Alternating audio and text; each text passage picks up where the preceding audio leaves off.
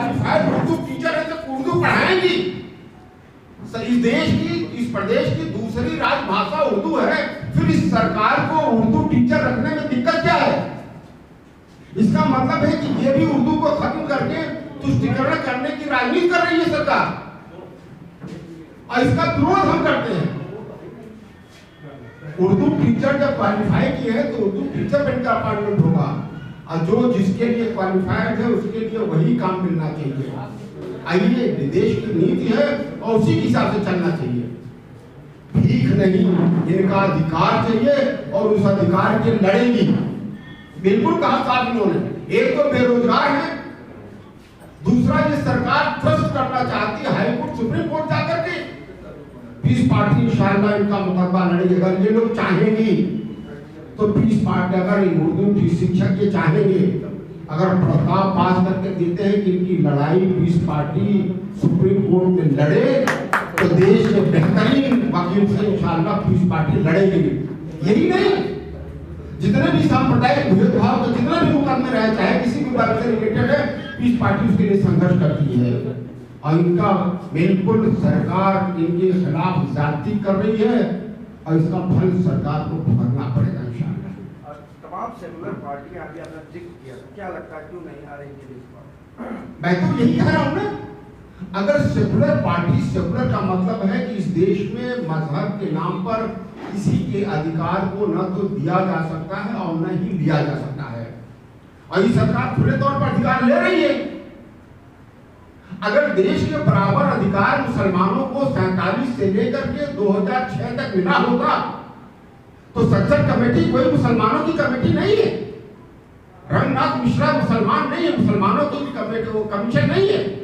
ये पार्लियामेंट द्वारा बनाया हुआ कमीशन, उसने कहा बिल्कुल साफ कि मुसलमान इन सरकारों की रवैये से, इन सरकारों की कार्यशैली की वजह से मुसलमान आज सामाजिक और तालीमी एतबार से उसके हिसाब से दलितों से भी बदतर हो गया है।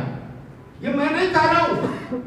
अगर सरकारों ने सही मायने में सेकुलरिज्म को पालन किया होता, मैं तो सिर्फ यही कहा कि चाहे वो कांग्रेस की सरकार हो, जनता दल की सरकार हो, कम्युनिस्ट की सरकार हो, समाजवादी सरकार हो, बसपा सरकार हो, ये सभी सरकारें अपने आप को सेकुलर कहती हैं, मगर हर सरकार में मुसलमानों के साथ भेदभाव हुआ है, और उसका सबूत सच्चर कमेटी और रंगनाथ मिश्रा कमीशन का रिपोर्ट है। मैं कहता हूं कि ये कहता है कि मुसलमानों को खत्म कर दिया जाए, उनका कत्ल कर दिया जाए, उस पर रास्ता नहीं लगता। और डॉक्टर अयूब इस देश के लोगों को ईद पर मुबारकबाद देता है, हमें जेल में बंद करके रास्ता लगाया जाता है। ये कैसी सरकार है? ये संविधान के हिसाब से चल रही है कि आरएसएस के हिसाब से चल रही है? लोगों को, जनता को सुख चैन पहुंचाने का, उनका हक देने के लिए सरकार चल रही है कि तुष्टिकरण, सांप्रदायिक ताकतों के तुष्टिकरण के लिए सरकार चल रही है? इससे बड़ा सबूत क्या है? हमने तो फैसला नहीं किया, ये तो एडवाइजरी कमेटी ने फैसला किया कि गलत मुकदमा लगाया है, कोई बनता नहीं। हाईकोर्ट ने इनका फैसला किया कि इनको नौकरी 2 महीने में मिल जानी चाहिए, ये इन्होंने तो नहीं किया। अब तुम्हें हाईकोर्ट पे भरोसा नहीं, तुम्हें देश के संविधान पर भरोसा नहीं, तो ऐसा संविधान देश और समाज के लिए खतरा है। ऐसी सरकार देश और समाज के लिए खतरा है। इस सरकार को बिल्कुल रहने का कोई अधिकार नहीं।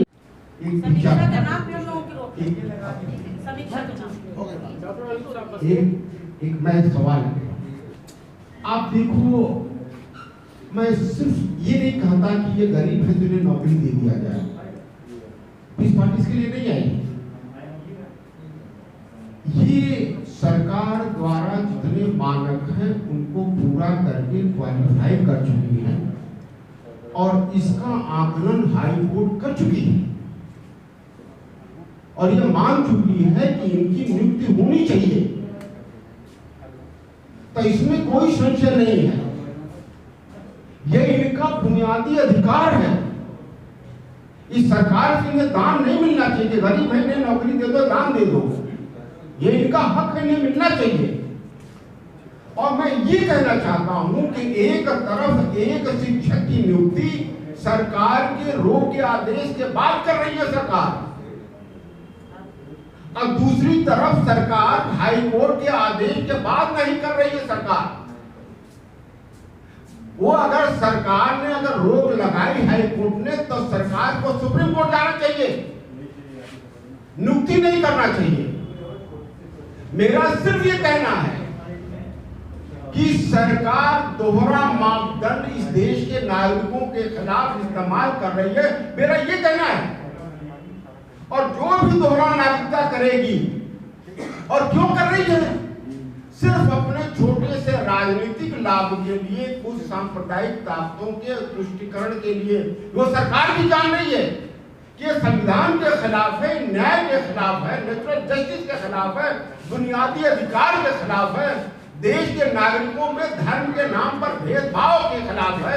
ये सब खिलाफ है, सरकार भी जान रही है, मगर अपने तुष्टीकरण करके देश के नागरिकों के बीच भेदभाव करने का ये साजिश है सरकार की। तो इसलिए ये नहीं है कि अगर हम लोगों को जॉब नहीं मिलेगी, तो जो एक उम्मीद थी जिसके सहारे हम लोग बैठे थे, और हम लोगों ने अपनी किसी नौकरी को ध्यान नहीं दिया कि किसी और तरफ जाएंगे, ही सोचा कि हमको ये नौकरी मिल जाएगी और हम अपने पैरों पे खड़े हो जाएंगे, अपने परिवार को अच्छी तरह से चला पाएंगे। तो अगर नहीं मिलती तो आप भी सोच सकते हैं, सरकार भी सोच सकती है कि आज पूरे प्रदेश में धरना प्रदर्शन कर रही है और मजबूती से इसके लिए विरोध करेगी, और सरकार के सभी अनैतिक काम और संवैधानिक काम, देश को धर्म और जात में बांटने वाला जितने काम हैं, उसके विरोध करेगी और उसके लिए लगातार संघर्ष करेगी इंशाअल्लाह। देश भी जीत चुके हैं और इसके बाद भी सरकार सुप्रीम कोर्ट चली गई। हमें किसी पार्टी के पक्ष में कुछ नहीं बोलना है, हमें सिर्फ इतना कहना है कि आखिर हमारी भर्तियां क्यों रोकी गई हैं। जब कोर्ट ने भी, हम कोर्ट से जीत चुके हैं, तो सुप्रीम कोर्ट चली गई है सरकार। अगर उसको कोई भी जांच करानी थी तो इतने साल हो गए हैं, क्या वो अभी तक उस जांच को पूरा नहीं करा सके?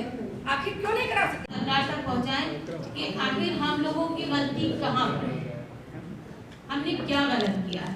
हमने बाकायदा कोर्स किया, फीस भरी, 2 साल तक हमने पढ़ाई की, किस चीज़ की नॉलेज हमें नहीं है। हम तो अब इसमें भी तैयार हैं कि हम सिर्फ उर्दू नहीं पढ़ेंगे, खाली उर्दू टीचर का नाम होगा पर हम उर्दू नहीं पढ़ाएंगे। हम तो और भी सारे सब्जेक्ट पढ़ाने को तैयार हैं, और हमने कभी मना नहीं किया कि हम खाली उर्दू ही पढ़ाने